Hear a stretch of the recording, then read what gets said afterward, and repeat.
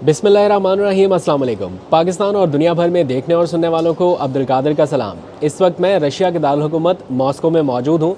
यहाँ पर पाकिस्तान के नौजवानों को वर्ल्ड यूथ फोरम में शिरकत के लिए मौका दिया गया है कि वो पाकिस्तान की नुमाइंदगी कर सकें। तो मैं और मेरे साथ कुछ और लोग भी हैं, मुख्तलिफ़ शोबों से ताल्लुक़ रखने वाले लोग हैं अपनी अपनी फ़ील्ड के, जो यहाँ पर पाकिस्तान की नुमाइंदगी करेंगे। तो इंशाल्लाह पूरी कोशिश करूँगा कि पाकिस्तान की बेहतर तरीके से नुमाइंदगी की जा सके। लेकिन इसके साथ साथ चूँकि पाकिस्तान के हालात के ऊपर भी नज़र रखना है, तो मैं जब से मुझे पता चला कि हमारी फ़्लाइट जो है यहाँ से मॉस्को से आगे जहाँ पर जाना है, सूची एक शहर है, वहाँ पर हमें पहुँचना है, तो उसमें ज़रा ताख़ीर है। तो इस दौरान पाकिस्तान के हालात के ऊपर थोड़ी बात कर ली जाए, बिकॉज़ उसके ऊपर नज़र तो है। आज का दिन सियासी हालात के हवाले से तो बहुत अहम था और मुझे ऑब्वियसली वहाँ पर होना था, कवर करने थे ये सारे इवेंट्स। आज पाकिस्तान तहरीक इंसाफ एक बहुत लंबे अरसे के बाद ऐवान में वापस आई। मेरा बहुत दिल था कि मैं ये सारी एक्टिविटीज़ को कवर करूँ।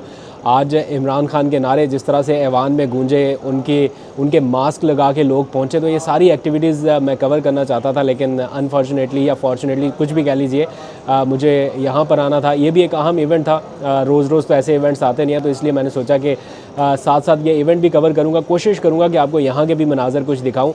लेकिन पाकिस्तान में इस वक्त जो सियासी सूरत हाल है उसके ऊपर भी बात कर लेते हैं। ऐसा नहीं है कि उसके ऊपर नज़र नहीं है, पूरी खबर रखी हुई है। आज पाकिस्तान तहरीक इंसाफ एक पूरी कुव्वत के साथ ऐवान में नज़र आई। बेशक तादाद उनकी कम की गई, लेकिन आवाज़ उनकी पहले से भी ज़्यादा गूंजती नज़र आई।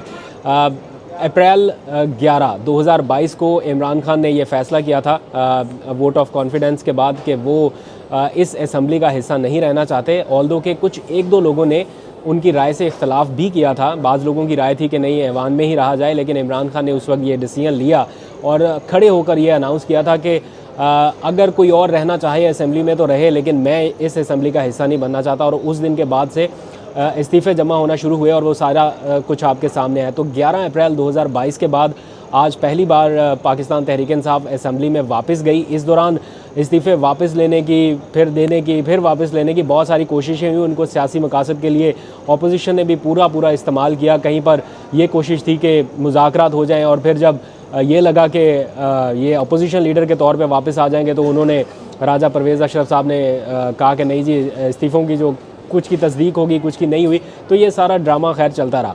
अभी आज जो मनाज़र हमने देखे हैं उससे ये पता चल रहा है, ये बात तो क्लियर होगी कि पाकिस्तान तहरीक इंसाफ ऐवान के बाहर ही नहीं, ऐवान के अंदर भी भरपूर तरीके से एहतजाज करने वाली है और बहुत टफ़ टाइम मिलने वाला है फॉर्म 47 वाली हुकूमत को। और आज इसका अमली मुजाहिरा देखने में आया, किस तरह लोग इमरान खान की तस्वीर थामे ऐवान में पहुँचे हुए थे, किस तरह से इमरान खान के नारे गूंज रहे थे, इमरान खान को रिहा करो के बैनर्स बैरिस्टर गौहर ने जिस तरह से उठाया। और फिर एक यूनिक अंदाज़ आज अपनाया गया। इमरान खान के साथियों ने उनकी शक्ल के मास्क पहन के एक तरह से इजहार यकजहती किया उनके साथ, और बैरिस्टर गौहर ने तो वो बैनर लहराया जिस पर इमरान खान को रिहा करने का नारा दर्ज था। फिर आई PTI और मतलब पूरा ऐवान जो था वो डोमिनेट रहा पाकिस्तान तहरीक इंसाफ की तरफ से। लेकिन साथ साथ जो हुकूमती अरकान हैं या हुकूमत के इत्तेहादी हैं, उन्होंने भी पूरी कोशिश की। ख्वाजा आसिफ को मैं देख रहा था, वो उनके पास फॉर्म 47 या फॉर्म 45 के हवाले से तो कोई जवाब नहीं है। वो घड़ी लहराते नज़र आए। घड़ी लहरा कर उन्होंने कोशिश की कि अपोजिशन को या PTI के या सुन्नी इत्तेहाद कौंसिल के लोगों को खामोश कराया जा सके, लेकिन ऐसा मुमकिन नहीं था। और फिर लोगों ने सोशल मीडिया के ऊपर उनका रिकॉर्ड भी शेयर करना शुरू कर दिया कि जनाब, आपने जो घड़ियां ली हैं, आपने तोशा खाना से इसी तरह से जो कुछ लिया है, इवन बेडशीट्स तक के बारे में भी मशहूर है, बल्कि उसका तो रिकॉर्ड भी सामने आया, तो उसके बारे में क्या कहा जाए। तो ये जो रिकॉर्ड सामने है, इसको तो खैर झुटलाया नहीं जा सकता। बहरहाल पाकिस्तान तहरीक इंसाफ ने आज बड़ा ज़बरदस्त डेमॉन्स्ट्रेट किया और ये बताया है कि वो एक सॉलिड अपोजिशन के तौर पे आएंगे। कोई फ्रेंडली अपोजिशन वाला माहौल तो इस वक्त नज़र नहीं आ रहा। फिर दूसरी तरफ जो हुकूमती लोग हैं या तजर्बेकार टीम है, उनके जो सबसे बड़े खिलाड़ी हैं नवाज शरीफ साहब, उन्होंने तो बता दिया है कि आने वाले जो कुछ साल हैं, 2 साल, वो बहुत मुश्किल होने वाले हैं।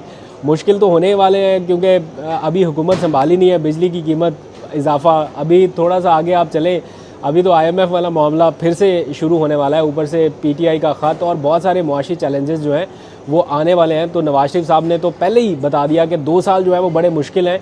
2 साल मुश्किल फ़ैसले करने पड़ेंगे, उसके बाद फिर कौम जो है आवाम आदी हो जाती है कि हाँ हमें मुश्किल फ़ैसले ही सहने हैं, यही बर्दाश्त करना है। तो मुझे अभी पता नहीं है कि ये 2 साल हुकूमत चलनी भी है या नहीं चलनी। बहरहाल उन्होंने ये बता दिया आवाम को कि तैयार हो जाएं, मुश्किल फ़ैसले आ रहे हैं। खैर ये मुश्किल फ़ैसले सिर्फ आवाम के लिए ही नहीं होने वाले, ख़ुद हुक्मरान जमात के लिए भी कोई आसान काम नहीं होगा इस तरह की कोलिशन गवर्नमेंट चलाना और उसमें मुश्किल फ़ैसले करना जब आप बैसाखियों के सहारे पे खड़े हों और दूसरा फ़रीक ज़िम्मेदारी भी ना ले कि जनाब हम आपके मुश्किल फ़ैसलों के लिए आपके साथ खड़े होंगे। अभी तो कह रहे हैं ना कि सबको मिल के इकट्ठा हो के चलना पड़ेगा और पता नहीं क्या क्या कुछ कुर्बानी देनी होगी, लेकिन ये जो आपके इत्तेहादी हैं वो इतनी बड़ी बड़ी कुर्बानियाँ देने वाले लगते नहीं हैं। जब भी मुश्किल वक्त आया इन्होंने फिर बैसाखी जो है वो खींचने की कोशिश करनी है। तो लेट्स सी, लेकिन मुश्किल वक्त आपके लिए भी इस तरह से आएगा कि पाकिस्तान तहरीक इंसाफ जो है वो तो अपने असूली मौक़िफ़ से पीछे हटती दिखाई नहीं दे रही। उनको इस वक्त अपोजिशन सूट कर रही है, इमरान खान जेल में है, वो उनके पास खोने के लिए अभी कुछ भी नहीं है। एट द मोमेंट उनका कुछ भी स्टेक के ऊपर नहीं है। खैबर पख्तूनख्वा में उनकी मजबूत हुकूमत है, कोई परेशानी नहीं है।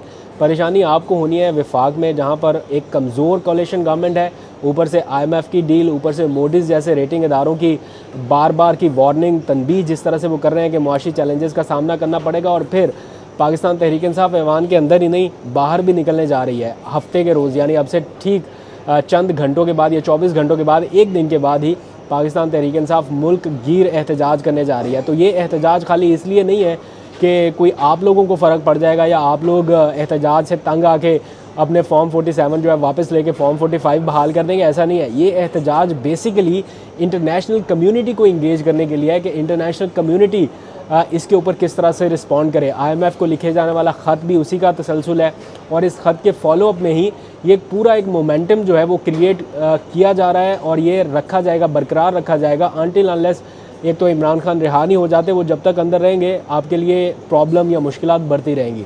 और प्लस साथ साथ ये एहतजाज का दायरा कार जिस तरह वसी होता रहेगा, इंटरनेशनल मीडिया इसको रिपोर्ट करता रहेगा और उसका एक अपना प्रेशर यकीनन आपके ऊपर रहेगा।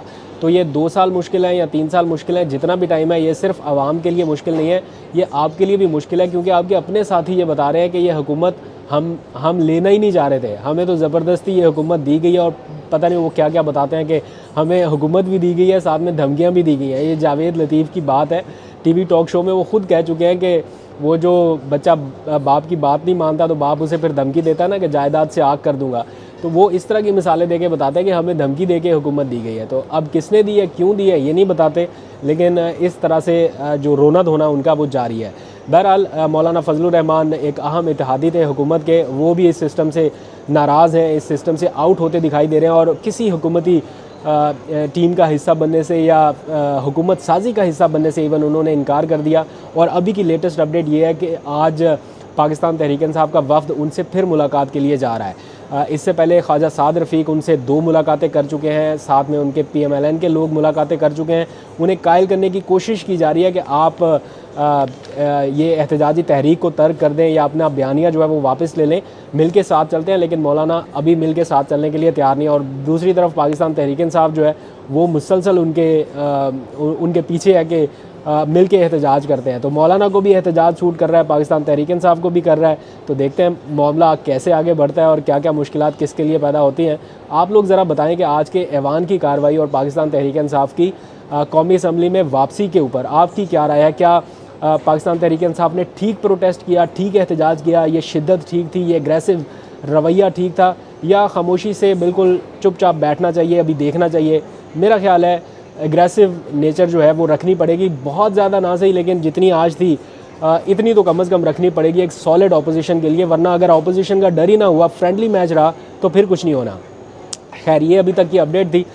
मेरी फ़्लाइट का टाइम होने वाला है, तो ज़रा बोर्डिंग कराते हैं, चेक इन कराते हैं और आपको और भी कुछ विजुअल्स मैं दिखाऊंगा। आप लोग ज़रा कमेंट्स में भी बताइएगा कि पॉलिटिकल व्लॉग्स ही देखना चाहते हैं या ज़रा रशिया का माहौल, ये सूची के एनवायरनमेंट और इस तरह का जो आउटडोर व्लॉग्स है वो भी आप देखना चाहते हैं। तो मुझे ज़रूर कमेंट्स कीजिएगा, मैं इंतज़ार करूँगा। अभी तक के लिए इतना, अपना बहुत सा ख्याल रखिए। अल्लाह हाफ़िज़।